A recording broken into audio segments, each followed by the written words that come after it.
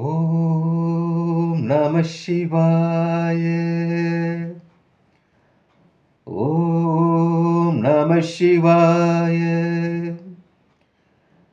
ஓம் நம சிவாய.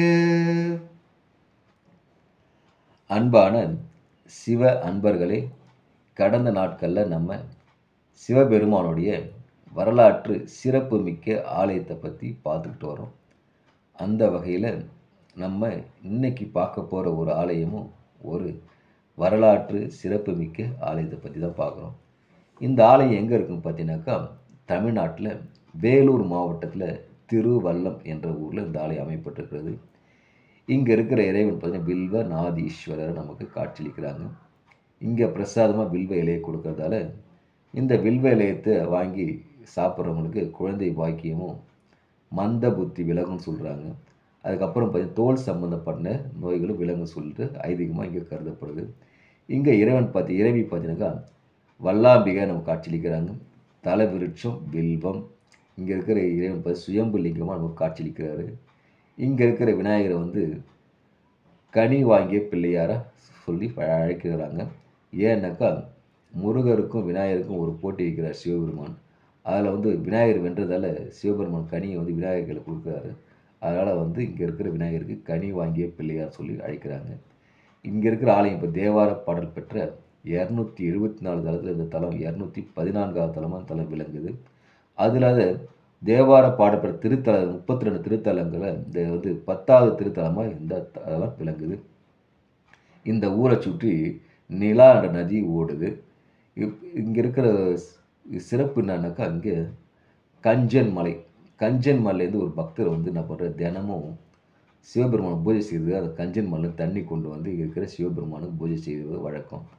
அப்படி பூஜை செஞ்சு வணங்கிட்டு வர காலத்தில் ஒரு நாள் வந்து கஞ்சன்ற அரக்கன் ஒருத்தர் என்ன பண்ணுறா, அந்த மலையில் வந்து அடிக்கடி தொந்தரவு கொடுத்துருக்குறான்.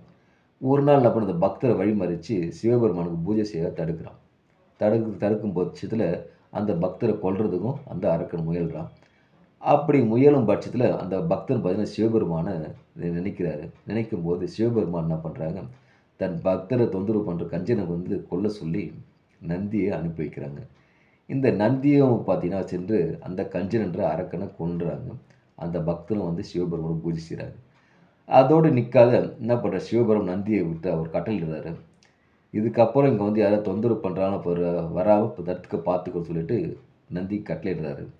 அதனால எல்லா ஆலயத்துலேயும் வந்து சிவபெருமானே பார்த்து கொண்டு நந்தி இங்கே பார்த்தீங்கன்னாக்கா ஊரை பார்த்துட்டு இருப்பார். ஏன்னா திரும்ப யாராவது வராங்களா இறைவனுக்கு தொந்தரவு பண்ணுறதுக்கு, இல்லை இறைவனை வணங்க வரவங்களுக்கு தொந்தரவு தராங்கன்னு சொல்லிட்டு பார்க்குறது. இங்கே இருக்கிற நந்தி ஊரை பார்த்துட்டு நிற்கிற காட்சியில் இங்கே விளங்குது. இங்கே ஞான பழத்தை பெற்ற ஆலயம் சொல்கிறேன் இல்லைங்க. இங்கே நாரதர் வந்து ஒரு ஞான பழத்தை கொண்டு வந்து சிவபெருமான் கையில் கொடுக்குறாரு. இந்த கதை அனைவரும் தெரிஞ்ச கதை தான்.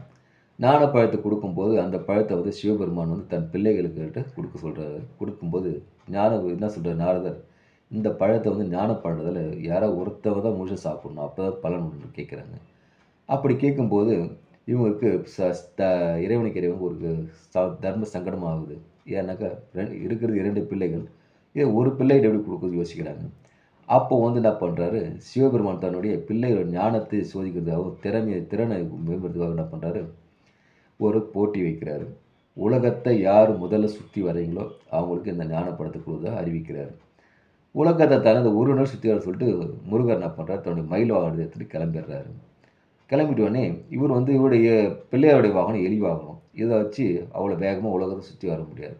அதனால் வந்து விநாயகர் வந்து நாரதர்கிட்ட ஒரு ஐடியா கேட்குறாரு.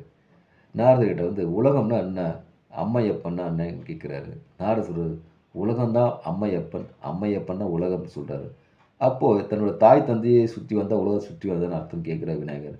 ஆமான்னு சொல்லி நாரதர் சொல்ல, விநாயகர் என்ன பண்ணுறார், தன் தாய் தந்தையை சுற்றி வந்து அந்த ஞானப்பழத்தை பெற்றுறார். இந்த ஞானப்பழம் பெற்ற தடம் தான் வந்து திருவல்லம்ன்ற ஒரு திருவலம். அந்த ஞானப்பழத்துக்கு இறைவன் வந்து விநாயகர் இறைவனை சுற்றி வலம் வரார் இல்லையா, அது திருவல்லமாக இருந்த ஊர் இப்போ திருவல்லம் என்ற ஊராக மாறி இருக்குது. அவ்வளோ சிறப்பு பெற்ற ஆலயம் தான் இந்த ஆலயம். அது இல்லாத இங்கே இந்த இடம் பார்த்தீங்கன்னா ஒரு காலத்தில் மிகப்பெரிய வில்வ காடாக இருந்துச்சு. இங்கே இருக்கிற பசு பார்த்து தண்ணீரை பீய்ச்சி பாலால் சேர்ந்து ஒரு கரையான் மலையாக இருந்ததை அப்படி கரைச்சி கரைச்சி கரைச்சி கடைசி ஒரு சிவலிங்கமாக அந்த கரையான் மலை ஆயிடுச்சு. இந்த கரையான் மலை இந்த சிவலிங்கத்தை சுற்றி தான் அந்த ஊரே அமைப்பட்டிருக்கிறது. அதனால் இவ்வளோ சிறப்பு பெற்ற ஆலயத்தை வாழ்க்கையில் ஒரு முறையாக சென்று பாருங்கள். எனக்கு விநாயகருக்கு தன் பிள்ளைகளான விநாயகர் முருகருக்கு ஞானத்தை வழங்கி ஞானப்பழத்து மூலமாக ஞானத்தை வழங்கிய ஆலயம் இந்த ஆலயம். அதனால் நம்மளும் இங்கே இருக்கிற இறைவனை சென்று வணங்கி ஞானம் பெற்று யோகம் பெற்று வாழ்க்கையில் எல்லாம் வல்ல இறைவனை ஈசனை வணங்கி இறையருள் பெறுவோம், இன்புற்று வாழ்வோம்.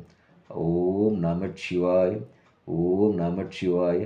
அன்பையை விதைப்போம், அன்பையை அறுவடை செய்வோம். ஓம் நமச்சிவாய.